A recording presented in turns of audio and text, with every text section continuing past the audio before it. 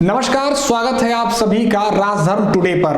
उत्तर प्रदेश के मुख्यमंत्री योगी आदित्यनाथ अपने ताबड़तोड़ अडिग फैसलों के लिए जाने जाते हैं।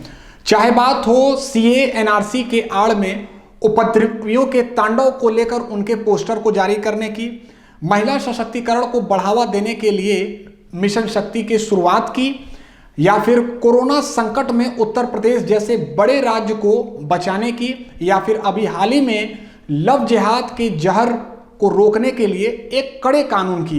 तो उत्तर प्रदेश की योगी सरकार अपने बेहतरीन फैसलों के लिए जानी जाती है। वैसे आप सोच रहे होंगे कि मैं लव जिहाद की चर्चा अभी कर क्यों रहा हूं, क्योंकि आप भी देखिए कि सोशल मीडिया पर लगातार लव जिहाद की चर्चा हो रही है।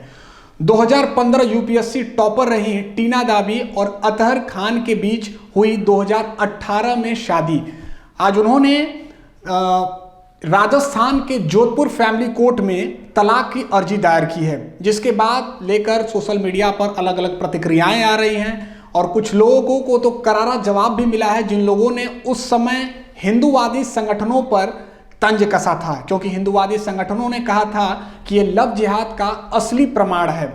वैसे पूरे देश में लव जिहाद के मामले बढ़ रहे हैं, लेकिन इसको लेकर बीजेपी शासित प्रदेशों ने कड़ा कानून लाने का प्रयास किया है। लेकिन बड़ी विडंबना है कि जिस प्रदेश में बड़ी संख्या है लव जिहाद मामलों की, वहां के मुख्यमंत्री का बड़ा दुर्भाग्यपूर्ण बयान आता है। जरा आप भी उस बयान को सोचिएगा, विचार करिएगा, समझिएगा। जी हां, राजस्थान में सबसे ज्यादा मामले हैं लव जिहाद के, और राजस्थान के मुख्यमंत्री अशोक गहलोत ने क्या कहा है, ये सुनिए। अशोक गहलोत ने कहा है कि यह व्यक्ति की निजी स्वतंत्रता है और बीजेपी इस मामले को लेकर सांप्रदायिकता फैलाने का प्रयास कर रही है और इस पर कानून लाना पूरी तरह से असंवैधानिक होगा। शायद वह भी कुछ दिन पहले महिला सम्मान की बात करते थे, महिला सशक्तिकरण की बात करते थे, लेकिन किसी महिला के साथ धर्म की आड़ में उनका अपमान करना शायद उन्हें दिखाई नहीं देता है। अब हम आपको एक बात और बता दें कि ऐसा लगता है कि पूरे देश में लॉ एंड ऑर्डर पर सवाल उत्तर प्रदेश सरकार से ही पूछा जाता है। उत्तर प्रदेश में पिछले 3 साल पहले उत्तर प्रदेश में क्या हालात थे, शायद आप लोग भी वाकिफ हैं और उत्तर प्रदेश की जनता भी वाकिफ है। दंगों का सबसे बड़ा केंद्र हुआ करता था उत्तर प्रदेश, अपराधियों का सबसे बड़ा गढ़ हुआ करता था उत्तर प्रदेश। लेकिन आज कानून व्यवस्था की अगर हम बात कर लें तो अपराधियों के घरों पर बुलडोजर चलाए जाते हैं, और बुलडोजर ही नहीं चलाए जाते हैं बल्कि उन बुलडोजरों में लगने वाले शुल्क को भी वसूला जाता है अपराधियों के घरों से, उनके घरों को नीलाम कर दिया जाता है। वहीं अभी भी जहां पूरा देश कोरोना संक्रमण की चपेट में है, वहीं दूसरी तरफ उत्तर प्रदेश सरकार ने कोरोना संक्रमण को रोकने के लिए बेहतरीन फैसला लिया। अभी ही नहीं, वो लगातार लेते आ रहे हैं। इसके कई प्रमाण हैं। मजदूरों के पलायन की बात कर ली जाए, उनको रोजगार देने की बात कर ली जाए, कोरोना संक्रमितों के इलाज की बात कर ली जाए, या फिर रिकवरी रेट की बात कर ली जाए, जांच की बात कर ली जाए, तो इन सभी प्रमाणों ने प्रूफ किया है कि नहीं, उत्तर प्रदेश की सरकार यहाँ की जनता की सेवा के लिए पूरी तरह से प्रतिबद्ध दिखाई दे रही है। अब बात जब महिला सशक्तिकरण, महिला सम्मान, आत्मसम्मान की हो रही है, तो शायद आपको याद ही होगा कि उत्तर प्रदेश सरकार का जब कार्यकाल प्रारंभ हुआ था तो एंटी रोमियो नामक व्यवस्था लाई थी, जिसके अंतर्गत जो छेड़छाड़ करने वाले मनचले उपद्रवी थे उन पर कड़ी कार्रवाई की जाती थी। उस पर भी तंज कसा गया था उत्तर प्रदेश सरकार पर, और वही मिशन शक्ति की शुरुआत भी उत्तर प्रदेश से ही हुई है, जिसकी सराहना पूरा देश कर रहा है। अब जब आज चर्चा पूरे देश में लव जिहाद की हो रही है, तो समझते हैं कि नए कानून का प्रारूप क्या है।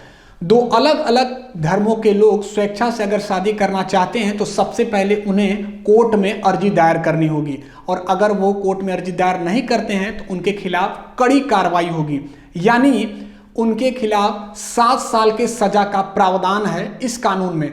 और इस कानून पर बनाने के लिए उत्तर प्रदेश सरकार को इलाहाबाद हाईकोर्ट के एक फैसले का भी पूरा बल मिलता हुआ दिखाई दे रहा है। इलाहाबाद हाईकोर्ट के फैसले ने भी स्पष्ट कर दिया कि केवल धर्म परिवर्तन के लिए किया गया शादी पूरी तरह अवैध होगा।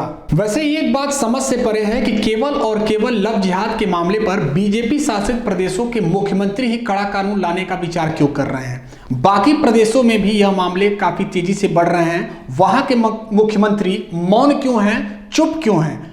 उनकी भी चुप्पी कई सवालों को खड़ा करती है। एक विषय पर आप सभी का ध्यान दिलाना चाहूंगा कि राजस्थान में सबसे ज्यादा लव जिहाद के मामले हैं और बड़े तेजी से बढ़ रहे हैं। अभी कुछ दिन पहले ही आपने वहां पर देखा होगा कि एक व्यक्ति अपना नाम बदलकर शाहरुख रखता है, एक महिला के साथ वह शादी करता है और 3 साल तक उसका यौन शोषण करता है। लेकिन जब उस महिला को इस बारे में जानकारी मिलती है तो शाहरुख नाम का व्यक्ति उस महिला के साथ दूरी बनाना शुरू कर देता है। ऐसे कई मामले हैं जो राजस्थान से सामने आ रहे हैं, लेकिन दुर्भाग्य की बात तो यह है कि वहां के मुख्यमंत्री इन बातों का आधार लेकर, इस मामलों का आधार लेकर ये कहते हैं कि शादी किसी की निजी स्वतंत्रता है।